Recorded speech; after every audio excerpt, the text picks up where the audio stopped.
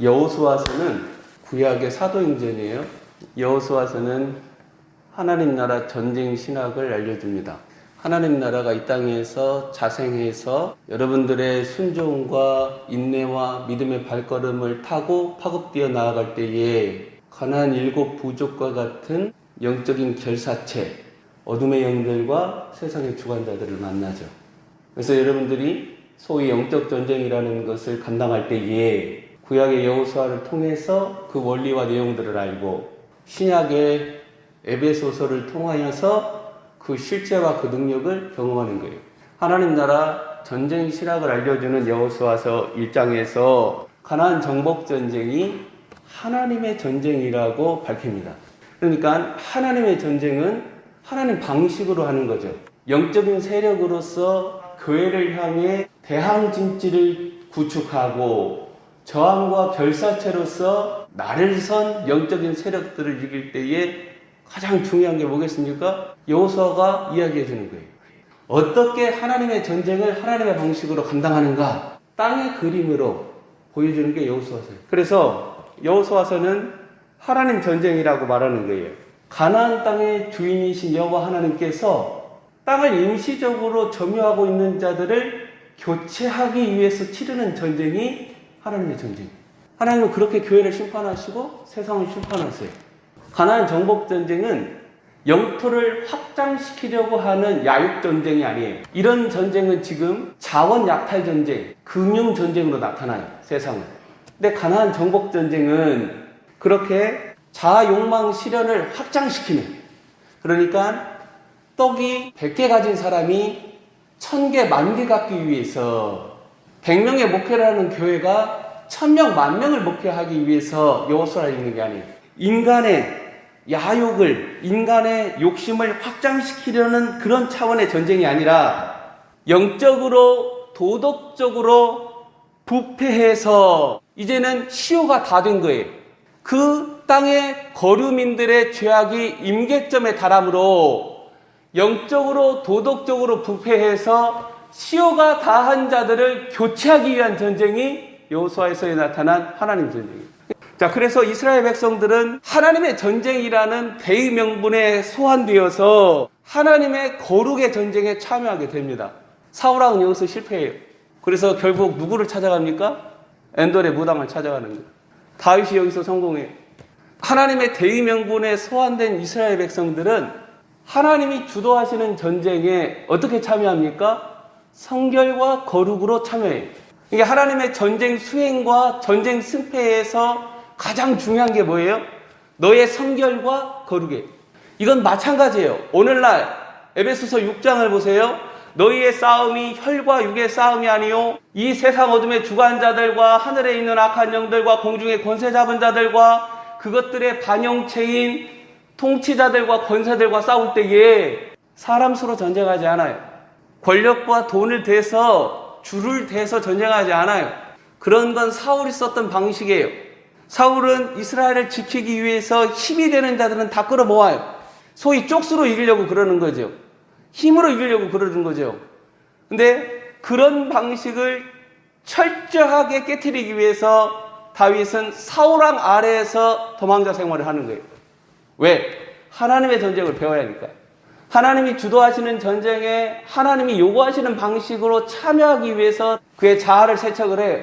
전쟁에 참여하는 이 여호수아에 대한 하나님의 인격적인 격려와 명령이 1절에서부터 9절까지 계속 부어지는 거예요. 성도가 주저앉았다 일어나려고 그러면 하나님이 엄청나게 신적인 격려와 약속 언어와 능력 언어를 공급해 줍니다. 그래야 일어날 수 있어요.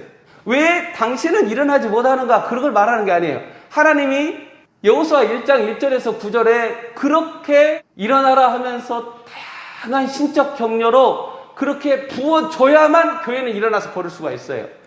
이사야 40장부터 55장까지 하나님이 지렁이 같은 이스라엘을 빛 가운데로 인도하기 위해서 그 많은 언어들과 신적인 격려들로 주체적으로 서도록 부어주시는 것처럼 지금 여호수아와 그의 군사 공동체는 모세라는 영적인 기둥이 사라진 공황 상태를 끌어안으면서 일어나기 위해서 1절부터 9절 하나님께서 끊임없이 아침에 눈 뜨면 내가 너 사랑한다.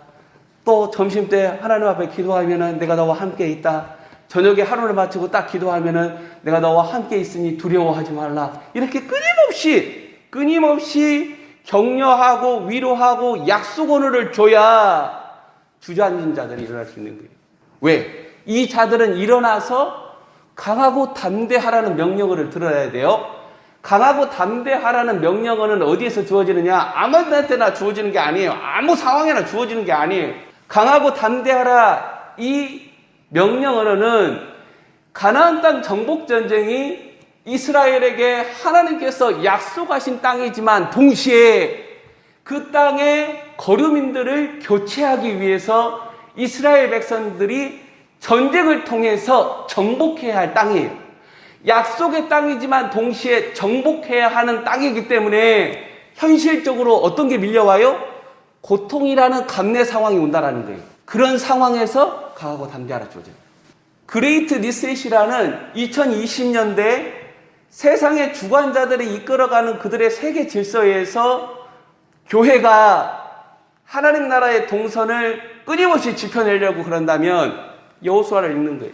모세의 시종이자 누군가의 아들인 사람의 아들인 여호수아 같은 무명의 그리스도인들이 하나님의 종 모세와 같이 나란히 하나님의 역사에 붙들려서 성령이 주도하는 하나님의 역사를 감당해 나갈 수 있는 거예요.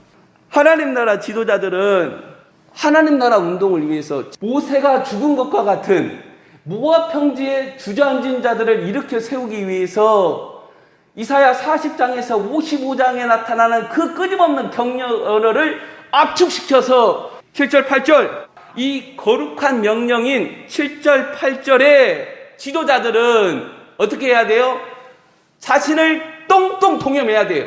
하나님이 이런 말씀을 던져주시면 내가 어떻게 해야 돼요? 절치부심해서 나를 순종자로 드려야 돼요.